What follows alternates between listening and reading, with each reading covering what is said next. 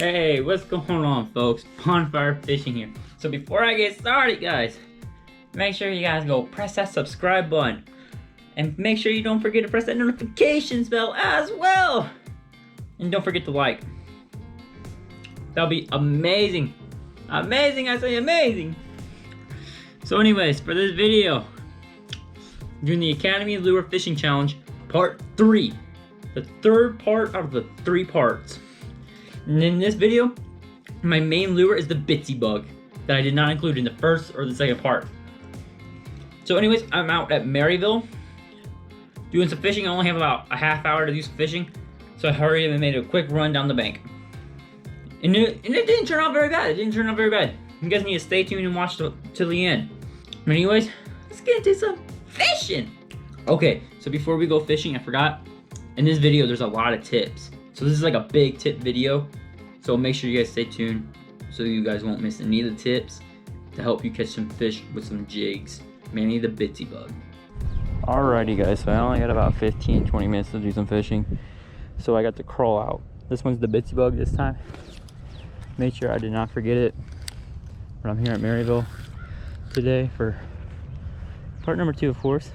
Seeing this catch some of these spawning bass. I'm like, I can't see anything in the water, just got done raining, so the water's pretty muddy. So with this and them being on beds, I'm only going to be doing like one little bounce at a time. You can give some movement. But have you guys seen how they are with a Ned rig? They are super aggressive with this Ned rig. So a jig that's not too much bigger, doing one bounce at a time, should probably be good enough.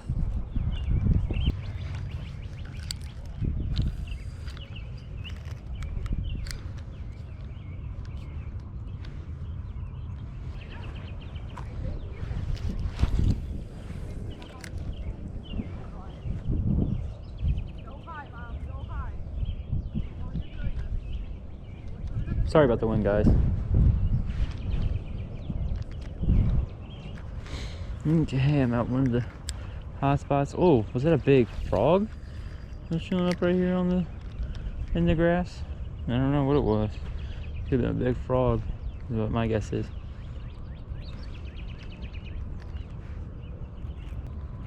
Like, they're all on bed still. I'd love to see where they are, but I just can't see them due to the conditions out.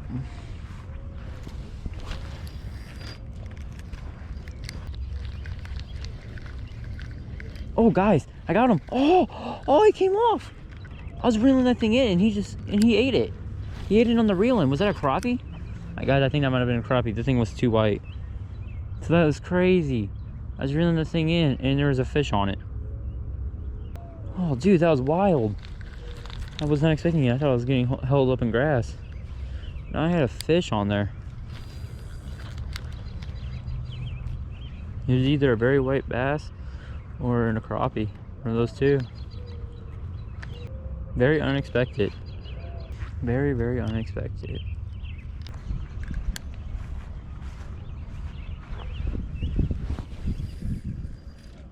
Oh great, I got it hung up in a tree.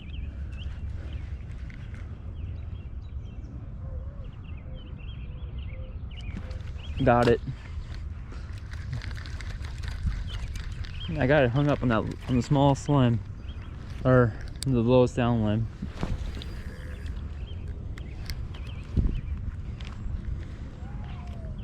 Huh, there's a Ned rig hanging from that tree, guys. That's definitely not one of my Ned rigs, I can say that much. There is a Ned rig. I don't know if you guys can see it with the sun in the background or not.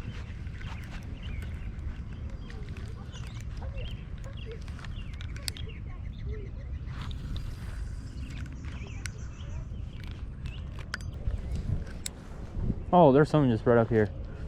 I don't know if it was a turtle or not, but it was something. No, 100% of that wasn't a bass. Maybe it was a bluegill.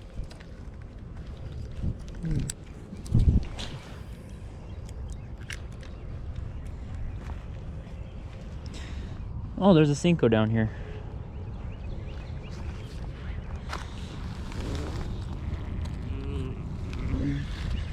check that out. Whenever I do some molds, I think we'll go right on the mold. Or with the plastic. Make a new lure, because I'm going to be doing molds in the future. Okay guys, so on this next cast, I'm going to cast it out there in the middle and work it in for a try. Just to see what will happen. Oh, that's all the line I have. Dang. Put it in a nice bowl.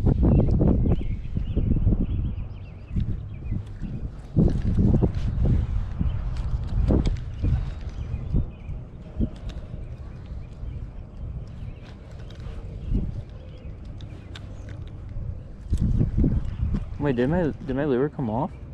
There it is. I was wondering why I wasn't feeling nothing.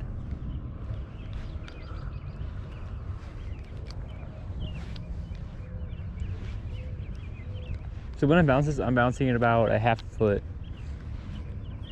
Somewhere around in there. Sometimes a little bit less and sometimes it's a little more.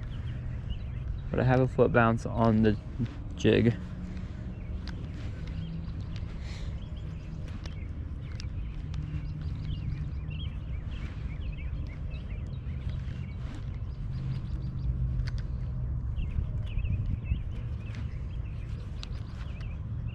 Got him, guys.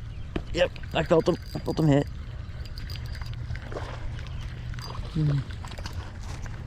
Woohoo, guys! Look at that on the Bitsy bug jig. He's actually really nice size. This is like one of the bigger ones that I've seen out here in a super long time. So definitely, highly one of these bigger ones. Right here on the jig, on the upper lip, exactly where it needed to be hooked. Felt him bite it multiple times and he finally grabbed a hold of it completely for me to set the hook. Yeah, he's a nice little chunker. Look, at least it's somewhat healthy. At least there's food in here for them. That's really good, guys. Really nice fish for out here. Well, all I can say to this guy is to get his booty back in there. Fish number 1 for today. I am gonna do the exact same cast, except a little bit shorter for my fishing line so it won't snap.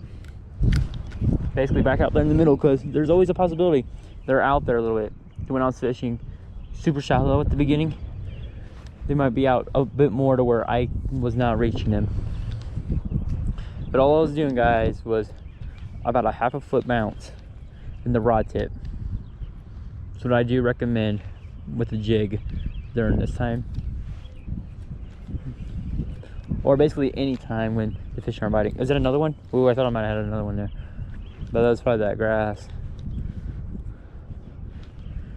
Yeah, but when you guys hold your rod, and if you have cork like this right here, hold these 3 fingers right here and have this finger and your thumb basically matching with whatever, like piece like this, to where you can put your hook around, but at least you can feel your rod. That's basically what you're using, is your rod feeling. And you guys always want to make sure that you guys have your rod tip up. Even for your 2-piece rod people that mean like, oh, I don't have enough sensitivity on my rod, I'm using a 2-piece right here. See, 2-piece, and I can feel basically the whole bottom just perfectly. And if you guys are wondering what kind of rod I'm using Shakespeare. I don't even know what brand. This thing's so old. All I can say is that I use this thing so much I still have the plastic on there. Plastic's coming off though, sadly. Got him, guys. Fish number 2. Oh, he spit it. Oh no, he spit it. That was a smaller dude though. Oh no, guys. That's no bueno. When you guys set the hook, at least go about 8 inches, if not more, on your hook set. So whenever you like feel them, just bring the rod up even more. You don't have to go super fast, but you don't want to go too slow on it like I did there. I basically felt them and then left it straight up, and that was just too slow. I should have straight powered it up, but not too fast. So that was my mistake there on that fish.